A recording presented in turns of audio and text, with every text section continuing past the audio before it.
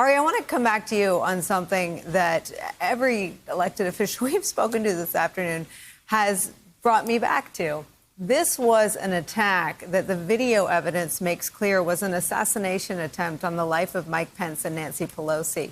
How did we spiral instantly, hours after that insurrection, into a position where hundreds of Republicans in the House and more than half a dozen in the Senate carried on the lie that led to that assassination attempt?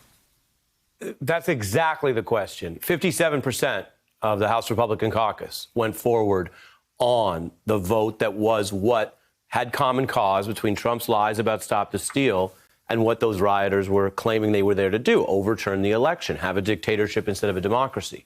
And I think it speaks to something that Congresswoman Plaskett, Delegate Plaskett, really effectively landed today. I mean, this was one of the most effective oral arguments I've ever seen. And we together covered the last impeachment where there were big issues. But I thought Plaskett today was better than anything presented at the last entire impeachment trial. I'll put my view, my reporting on that, because she drew the line to the disturbing premise of your question, Nicole. She drew the line for Americans. She drew the line that obviously at least one Republican senator told Angus King, who told you, gosh, I wonder if people are watching. Our team here was reporting this out, and Fox News was covering part of this. But by 5 p.m., they cut away and stayed away so that some of these Republicans' constituents who may look to other networks, I say this not as a competitive note, but a newsworthy one, may not see all of it. But will it go online? Will it go out in the rest of the ether? Because I thought the presentation today drew the line and the link from Donald Trump to the violence, to the election plot, and to the people who came in. And we now can see, and I've covered this, you've covered it, we've watched it together. I'm a bit blown away by the new video evidence, which our colleague Katie Tur and others were reminding viewers of. The video evidence shows how close it was. Senator Schumer, the incoming majority leader, going down one hallway with guns drawn by his security retinue and turning around as they ran into people. Mike Pence going around the anteroom. Mitt Romney, who's a famous person and an enemy on par with Pence, to hear these rioters say it, ushered that other way. And the cops, the police, outnumbered at every turn. It could have been so much worse. And the evidence today did draw that line directly to your question, which is, how does anyone look at this and not see how much evidence points back to the person who summoned the people, who organized the rally, ex-President Trump? I'm going to try to pull up that video coverage. I'm actually surprised at the Secret Service and that it was released publicly.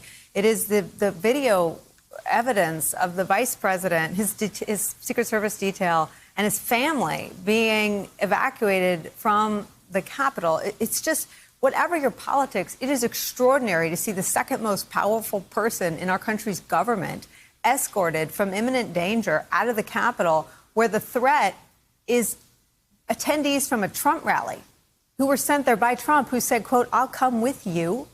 And they're yelling, "Hang Mike Pence." Mike Schmidt, I want to read you what Donald Trump tweeted 10 minutes after that evacuation that we're going to try to show our viewers again.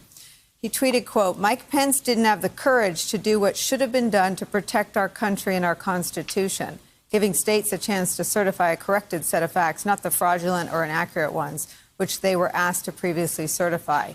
USA demands truth, exclamation point. Donald J. Trump, January 6, 2021. Here's the video, Mike and Ari, of the evacuation of the country's vice president, who was there for a ceremonial role. There he is.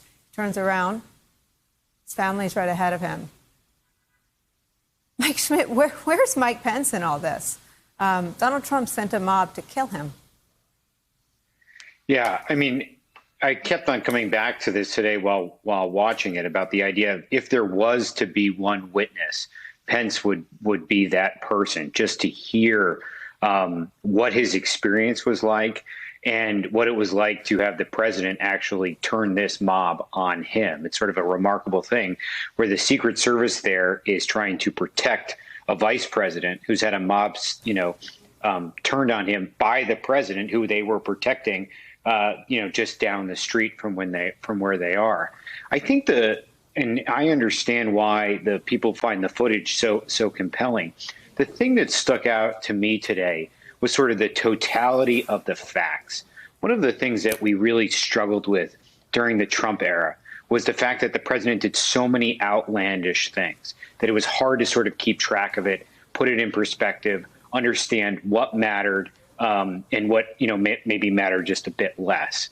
And what you saw today was the building of the facts, going all the way back to the middle of the 2020 campaign and showing step by step how the president laid the rhetorical groundwork for what happens on January 6th, and then how, after losing the election, he goes through the systemic process of starting with the judicial system, trying to mess around with the state legislators, trying to mess with the state counts, and ultimately ending up with going after his own vice president, and then going, and pushing his folks on the insurrection. And just the totality of that, the story, that narrative is incredibly powerful, and really struck me as someone who often had a difficulty of seeing beyond the next news cycle in the Trump era.